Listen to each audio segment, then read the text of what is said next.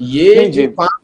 काम करने वाले और अच्छे अधिकारी तभी इनको दिखते हैं भाजपाइयों को जब ये विपक्ष में होते हैं, या अपनी सरकार में भी ईमानदार छवि के लोग दिखाई देते हैं।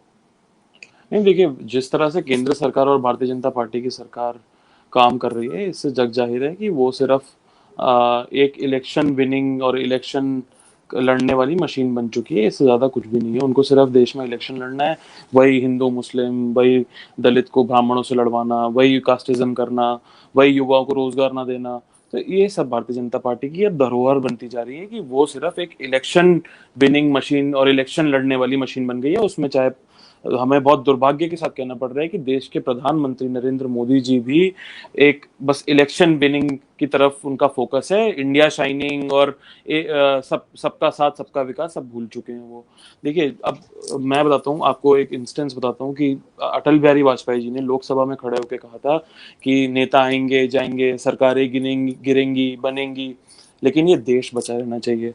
वो चीजें भारतीय जनता पार्टी और उनके नेता अपने बुजुर्गों को, अपने जो पुराने लीडर थे जिन्होंने भारतीय जनता पार्टी को खड़ा किया है, वो अमित शाह जी के और नरेंद्र मोदी जी के राज में सब भूल चुके हैं। अब सिर्फ फोकस है कि अच्छा यहाँ जाके सरकार कैसे गिराई जाए, कितने विधायक यहाँ खरीदे जाएं, कितने कैसे यहाँ पे ईडी भेजी जाए, कैसे ऑपोजिशन वालों को परेशान किया जाए, सीबीआई से परेशान किया जाए।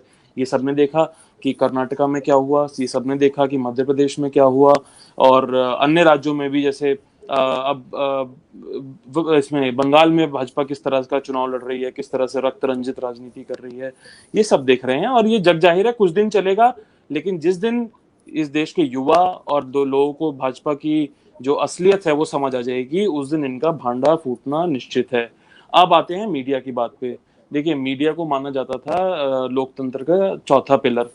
पिलर में साफ साफ आपको बता देना चाहता हूँ, आप अच्छे पत्रकार हैं, बड़े पत्रकार हैं, आप भी न्यूज चैनल चलाते हैं। देखिए, और ये मेरा टारगेट किसी व्यक्ति विशेष पे नहीं है, लेकिन मीडिया की हालत, खासकर की जो राष्ट्रीय मीडिया है उसकी हालत बहुत ही खस्ता हो चुकी है। मैं एक वाक्य आपको बताना चाहता हूँ कि बहुत बड़े, मैं नाम नहीं लूंगा, एक जर्नलिस्ट थे, उन्होंने एक कॉन्फ्रेंस में कहा था कि यूपीए के टाइम पे आईएनबी मिनिस्ट्री से एडवाइजरी आती थी कि आप ये दिखाइए, ये मत दिखाइए, और एक एडवाइजरी आती थी। और मैं नाम नहीं लूंगा बिल्कुल भी, आप समझ गए होंगे मैं किस पत्रकार की बात कर रहा हूँ। जी। और उनको एक चैनल में से निकाला भी गया था।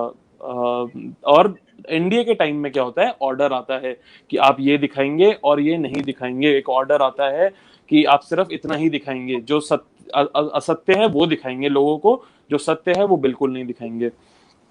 अगर हम बात करें, अब जो हमारी बात चल रही थी कि जो एक अभिनेत्री के पास 10 ग्राम 15 ग्राम, मुझे नहीं पता कितना मात्रा में ड्रग्स मिले थे, ये सवाल कौन पूछेगा कि पुलवामा अटैक में आरडीएक्स, इतना किलो आरडीएक्स कहां से आया, ये सवाल कौन पूछेगा? ये काम था मीडिया का पूछना। दूसरी चीज है, गलवान घाटी में हमारे जवान कैसे शहीद हुए, उसमें हमारे चीन ने हमारी सेना का अतिक्रमण कैसे किया, ये सवाल होना चाहिए था। तीसरा होना चाहिए था, जो नक्सलवादी हमला हुआ है अभी, नक्सलवादों को, नक्सलवाद जो है, हम कोई देश के सीमा पे तो है नहीं, नक्सलवाद तो देश के बीच में हो रहा है। मतलब छत्तीसगढ़ की सीमा तो किसी देश से लग नहीं रही है, तो कहां से उनको इतने सारे रॉकेट लॉन्चर और AK-47 राइफल मिल रही हैं? कहां से उनकी फंडिंग हो रही है? आपने बात करी थी कि नक्सलवाद की हम जड़ काट देंगे, हम उनकी फंडिंग काट देंगे, उस फंडिंग का क्या हुआ, बता दीजिए। चौथी चीज, जो रिपब्लिक टीवी चैनल, में बिल्कुल नाम लेके बोलना चाहूंगा, रिपब्लिक टीवी चैनल पे जो टीआरपी की वो चली थी, टीआरपी स्कैम करने की, उसका क्या हुआ? उसकी कोई जांच नहीं कर रहा है, सीबीआई अब बिल्कुल जांच नहीं करेगी। पांचवी चीज, अब जो नहीं दिखाते हैं, देश में कितना बेरोजगारी बढ़ रही है 45 साल में, देश में कितनी महंगाई बढ़ रही है, किसान सड़कों पे आके आंदोलन कर रहे हैं, देश के बैंकों का वो निजीकरण किया जा रहा है, ये कोई नहीं बताएगा, इकोनॉमी की बात कोई नहीं करेगा। तो देखिए, अब हमारे देश में, और हम एक महत्वपूर्ण बात कि अब हमारा देश फ्री डेमोक्रेसी से पार्शियली फ्री डेमोक्रेसी पे जा चुका है। अब हम स्वतंत्र नहीं रहे हैं, हम एक पार्शियल फ्री डेमोक्रेसी है। मतलब कि ये है कि हम एक तरह से अपना इसकी तरफ, अराजकता की तरफ बढ़ रहे हैं, और ये देश के लिए बहुत ही चिंता का विषय है। लोगों को अब ये समझना पड़ेगा कि आपको, आपकी आवाज रोकी जा रही है। जो आरटीआई का एक्ट, आपको आरटीआई का जो कांग्रेस ने आपको एक सुविधा दी थी, वो आपसे सीधा सीधा छीना जा रहा है। अब आप अपनी चीजों की आवाज उठाएंगे, या तो आप आंदोलन जीवी बन जाएंगे, या फिर आपको बोल दिया जाएगा पाकिस्तान चले जाइए, या आपको बोल दिया जाएगा कि आप बांग्लादेश चले जाइए। जी जी आत्मजीत जी, फिर मैं डॉक्टर त्रिपाठी जी के पास जाऊंगा, वहां फिर प्रोग्राम को समाप्त करूंगा, 1 घंटा हो चुका है। जी आत्मजीत जी।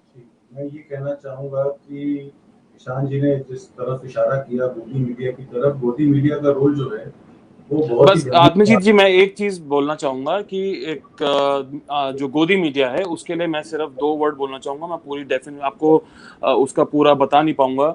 BND 2 वर्ड हैं ये गोदी मीडिया के लिए, 2 वर्ड BND। मैं आपको पूरी फुल फॉर्म नहीं बता पाऊंगा, आप गूगल कर लीजिएगा, आप समझ जाएंगे। चलिए